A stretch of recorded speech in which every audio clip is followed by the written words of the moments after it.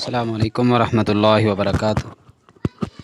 ہر ایک کلمہ پڑھنے والا مسلمان نیک اعمال کرتا ہے، صرف اس نیت اور ارادے کے ساتھ کہ محمد رسول اللہ صلی اللہ علیہ وسلم نے فرمایا کہ نیکی کرنے پہ اجر اور ثواب ملتا ہے اور قیامت والے دن نامہ اعمال میں نیکیاں تولی جائیں گی۔ اسی طرح گناہوں سے انسان بچتا ہے کہ رسول اللہ صلی اللہ علیہ وسلم نے فرمایا کہ گناہ کرنے والے کے گناہ تولے جائیں گے اور ان گناہوں کی وجہ سے اس کو عذاب دیا جائے گا۔ نیکیاں کرنے والا خوش نصیب انسان ہے کہ امام الانبیاء صلی اللہ علیہ وسلم کا فرمان سننے کے بعد عمل کرتا ہے۔ گناہوں سے بچنے والا بھی خوش نصیب انسان ہے کہ امام الانبیاء کی بات پہ یقین کرتے ہوئے وہ گناہوں کے اعمال کو چھوڑ دیتا ہے۔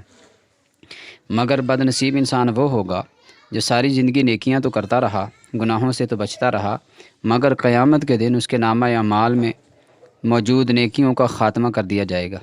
جانتے ہیں کس لیے؟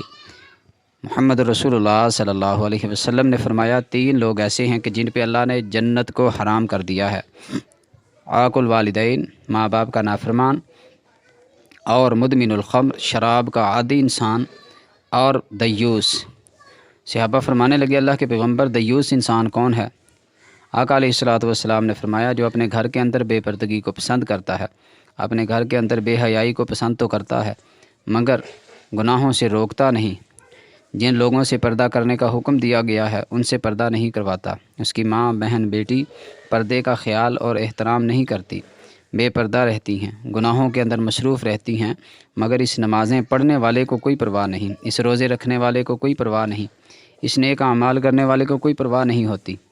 آئیے فکر کیجیے اپنے اعمال کی۔ اگر اللہ نے ہمیں توفیق دی ہے، سردی کی ٹھنڈی راتوں میں ہم وضو کرتے ہیں، گرمیوں میں دن کے ہم روزے رکھتے ہیں، تو ان اعمال کو ضائع ہونے سے بچائیں۔